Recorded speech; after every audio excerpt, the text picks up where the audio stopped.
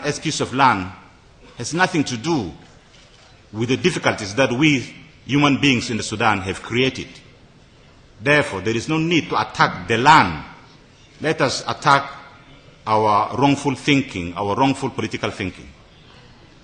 And I shall speak, as I mentioned earlier, in defense of why I think that the reasons put forward by many people in the north as well as in southern Sudan in defense of secession of southern Sudan from the rest of the Sudan, to me, are very fallacious. That is, very falseful reasons, not very truthful reasons. First of all, there are so many benefits from our unity as a country. I think in the long term, we shall have efficient and effective use of our national resources. Yes, in the short term, we have experienced difficulties, but we are moving towards the long term, and I strongly believe that we are going to have efficient and effective use of our national resources.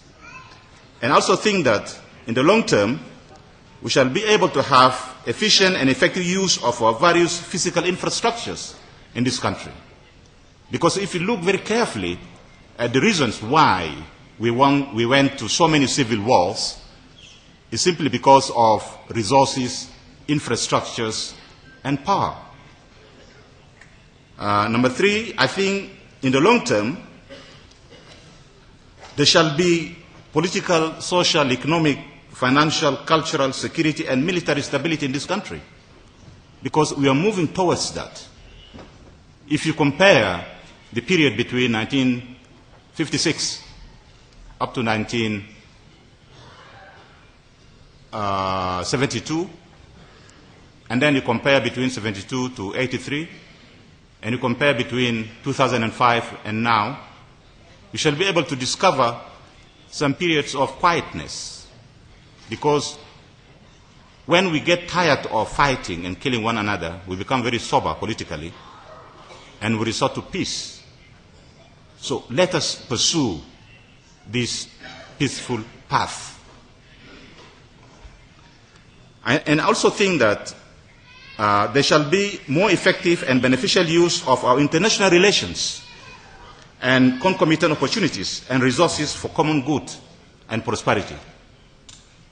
Because right now, while the political atmosphere in the Sudan is saturated with political emotions, we Sudanese political groups, parties, etc., tend to abuse international relations for group benefits. And this affects us negatively. I also think that in the long term, we shall be able to have peace. And I disagree with the previous speaker that to have peace in the Sudan, you have to break it up into pieces, because that shall only be a recipe for more instability in this country. And it's a reason devoid of human logic, because there are so many people who think that the Southern Sudan has not benefited during the last 5 years from the entry period. Therefore, this justifies the secession of Southern Sudan. It is wrongful. Why? Because if you scientifically and critically analyze the various variables of underdevelopment in the Southern Sudan, you will discover that many, in fact more than 90% of these variables are embedded in causes outside political causes, at most. And you cannot, for God's sake, aspire to erase these variables of underdevelopment, which has taken centuries to accumulate in just 5 years. And once you fail to do that in 5 years, you want to break away, for instance.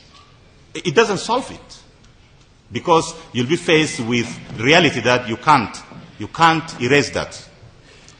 There is a very strong argument which was mentioned earlier on, that the Southern Sudanese ought to break away so that they benefit from the 100% oil revenue. If you look critically at what has happened during the last 5 years in terms of the 50%, you will discover that the Southern Sudanese have not benefited from the 50% that they got already. And this is not due to the fact that the Northern Sudanese have interfered with the benefits of these revenues, and therefore, because they interfered, you want to break away so that you benefit from wholesale 100%. I'm saying this so that we discover rightful reasons for secession, not reasons based on these political emotions, reasons based on misleading information. So the voter in Southern Sudan must be protected from misleading political politicization of wrongful conduct as political facts. In fact, it is the rulers in Southern Sudan who have abused, misused, and squandered the 50% oil revenue that went to the Southern Sudanese, not the Northern Sudanese.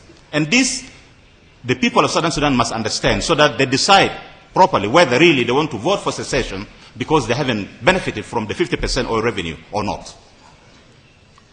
Number 6, the notion of first-class citizenship is a mere politicization of factors of cognitive psychology of the Southern Sudanese. That is, you attack the psychology of a basic, innocent human person. You politicize the psychology of this person, and you produce a third-class citizen from this person. And this is a very dangerous politicization of these psychological factors within the communities of Southern Sudan. Therefore, there is a legal right to explain these facts to the people of Southern Sudan before they went for voting. That it is not true that they are third-class citizens, because this exists in the psychology. You can be any class of citizen if you want psychologically. Number 7, the people of Southern Sudan at the moment are suffering an unprecedented degree of deprivation of all types of freedoms and rights, even the right to life. If you analyze the facts on the ground in the Southern Sudan during the last 5 years, you will discover that rights and freedoms are being abused or denied people, even the right to life.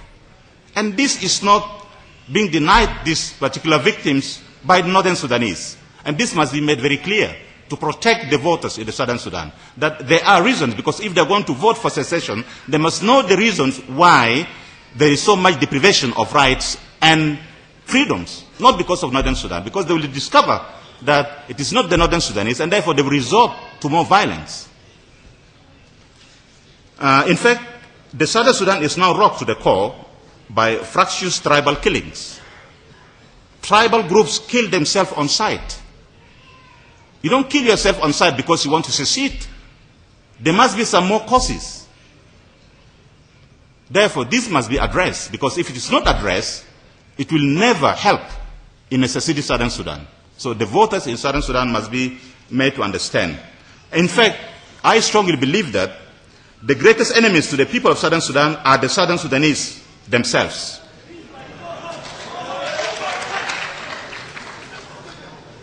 The Southern Sudan is proving ungovernable due to tribalism, nepotism, and factors of ethnicity. These dangerous variables have entrenched the culture of bigotry in the Southern Sudan. And this culture of bigotry is saturated in racism and fascism. And this cannot help any claim for a future independent country. Therefore, I would rather go very quickly then to what I believe are going to be comprehensive consequences of a seceded Southern Sudan. First, I strongly believe that, and I strongly believe this because there are proofs, there are tangible facts that point to the fact that the Southern Sudan shall disintegrate into tribal states. It is also possible that some parts of Southern Sudan shall peacefully or violently demand for unity with the rest of the remaining Sudan because of factors which exist currently in the Southern Sudan. Number 3, the Southern Sudan shall become a classical failed economy worse than Haiti, because as an economist I have analyzed so many variables which point to this political instability. Also, the Southern Sudan shall become very violent because of presence of tribal armies, and you cannot control tribal armies in a constituted state. However, you define that state. If a state is characterized by unruly tribal armies, then you can't really exist as a viable international community. I mean, as a viable part of international community, as a state. Therefore, the Southern Sudan shall become ungovernable. In fact, the most serious consequences, and I would like to enlighten the previous speaker that the international borders that shall exist between the Southern Sudan and the Northern Sudan shall become the most volatile international borders in the whole world. Whether we like it or not, we shall see that shall happen. Because all the various variables of instability in terms of these extended borders are there. And this must be taken into serious consideration. It is not going to affect the Southern Sudan alone. It is going to affect the whole Sudan. In fact, the Southern Sudan shall become a magnet for international mercenaries. Not only that, the Southern Sudan shall also become a dangerous magnet for international money laundering. The Southern Sudan shall become a magnet for international espionage and spy games with dangerous consequences for the whole of the African continent. The Southern Sudan shall become a threat to international peace and security due to its inability to govern itself. The Southern Sudan shall become a dangerous source of instability for Eastern and Central Africa and countries like Uganda, Kenya, Ethiopia, Eritrea, the Democratic Republic of Congo, Chad, and others. These countries shall never see peace again. Number 14. Finally, number 14. Number 14. Number 14.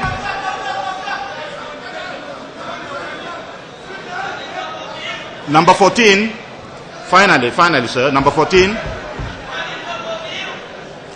Number 14. And this is the most dangerous of all. At law, for those of you who are lawyers, for those of you